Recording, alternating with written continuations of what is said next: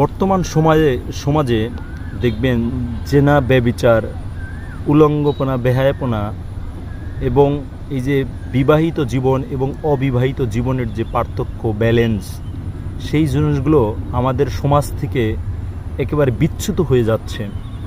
কেন এই কথাগুলো বলছি? আপনি লক্ষ্য করে দেখেন, ওয়েস্টার্ন সমাজ, ওয়েস্টার্ন কান্ট্রিগুলোতে যে বিয়ের যে সিস্টেম, সেই বিয়ের সিস্টেমে প্রবেশ করার আগেই তাদের অধিকাংশ অলমোস্ট 80 থেকে 90% ছেলেমেয়েরা সেক্সুয়াল লাইফে তারা অভ্যস্ত হয়ে যায়, অ্যাকাস্টমড হয়ে যায়। কিন্তু সেই ক্ষেত্রে আমাদের এশিয়া মহাদেশের এই বাংলাদেশ, পাকিস্তান এবং এর পার্শ্ববর্তী দেশগুলোতে এই টেন্ডেন্সিটা সাধারণত পাওয়া যায় না। কিন্তু এই টেন্ডেন্সি এখন ধীরে ধীরে গড়ে উঠেছে আমাদের বাংলাদেশের সমাজ ব্যবস্থাতেও।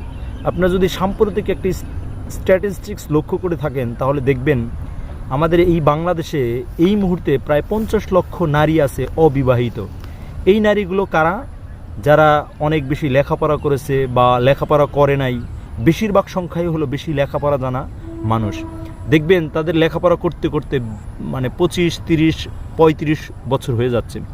যদি পিএইচডি করতে যায় সেই ক্ষেত্রে প্রায় 40+ হয়ে যায়।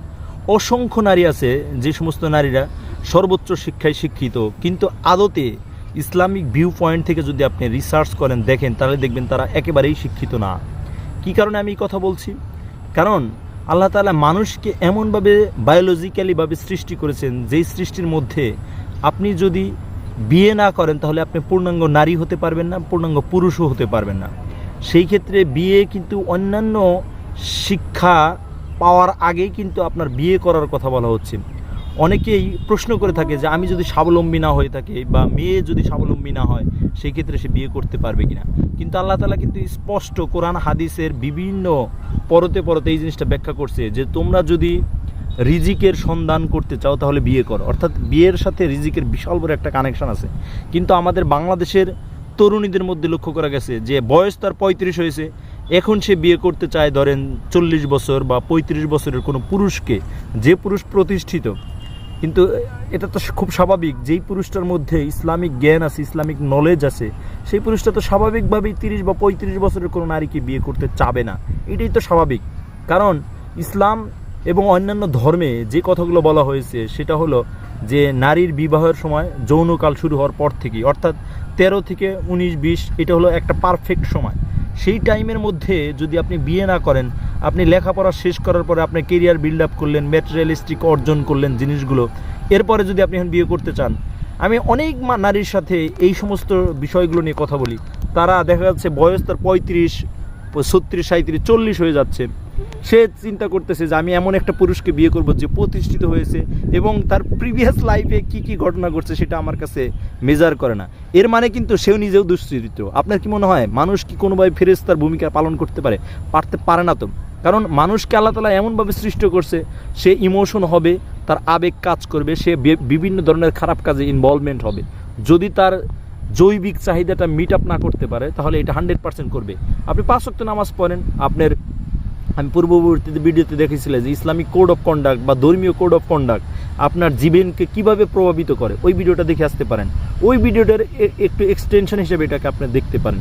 সেই ক্ষেত্রে দেখা যাবে যে 36-37 বছরের একটা নারী যখন বলে যে আমি এমনকি বিয়ে করবো যার প্রিভিয়াস লাইফে যা হয়েছে সেটা আমার দেখার বিষয় না, কিন্তু এখন সে আমার সাথে কী আচরণ করে। কিন্তু এটা কিন্তু খুবই অ্যাস্টনিশড হবেন যদি আপনি খুব ভালো করে রিসার্চ ওয়ার্ক করেন, তাহলে দেখতে পারবেন যে তার মানে ওই নারীটা এমন একটা পুরুষকে চাচ্ছে যে পুরুষ বিভিন্ন নারীর সাথে সঙ্গম করছে, বিভিন্ন নারীর সাথে সে দৈহিক মেলামেশা করছে, এখন সে একটা বিয়ে করে কি স্যাটিসফাইড হবে? আপনার মনে হয় তো সম্ভব না, কোনোভাবে সম্ভব না।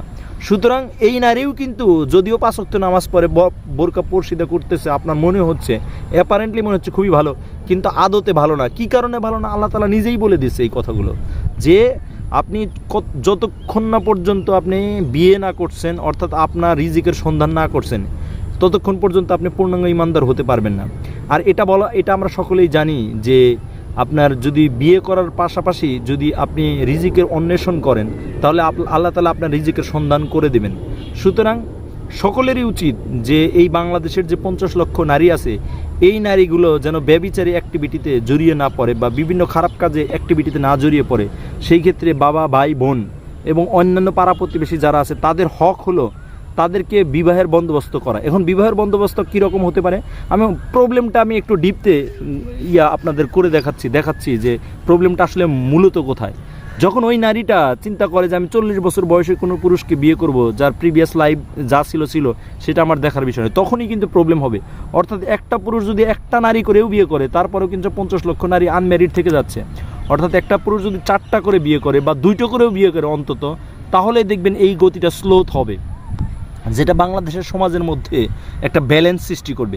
আমেরিকান সমাজের মধ্যে মানে একটা ছেলে বা একটা মেয়ে বিয়ে করার আগে অন্তত 4-5 জন মেয়ের সাথে দৈহিক বা পুরুষের সাথে দৈহিক মিলন করে, কিন্তু বাংলাদেশে তো এই ঘটনা ঘটানো সম্ভব না। এবং আপনারা দেখতেছেন এখন আমাদের যে বার্থ রেট, এই বার্থ রেটটা কমে যাচ্ছে, এটাও একটা অন্যতম কারণ। অর্থাৎ আমি বোঝাতে যাচ্ছি, যেই সমস্ত শিক্ষিত নারী সমাজ আছে তাদের উচিত হলো যে দ্বিতীয় বা তৃতীয় বা চতুর্থ নাম্বার বউ যদি হতে হয় পুরুষের, সে পুরুষটা যদি ভালো হয় তাকে বিয়ে করা উচিত এবং চেষ্টা করা উচিত চুজ দ্য বেস্ট অল্টারনেটিভ। অর্থাৎ আপনি যে লেভেলে কাঙ্ক্ষিত লেভেলে পাত্র চাচ্ছেন বা পাত্রী চাচ্ছেন, সেই লেভেলে ছাড় দিয়ে যদি এই কাজগুলো করতে পারেন, তাহলেই কিন্তু একটা ব্যালেন্স সৃষ্টি হবে। এবং আপনি ইসলামিক কোড অফ কন্ডাক্ট যেটাকে বলি আমরা, ধর্মীয় কোড অফ কন্ডাক্ট যেটাকে বলি, সেই কোড অফ কন্ডাক্ট 100% আমরা মেনটেন করতে পারবো যদি এই কাজগুলো করতে পারি।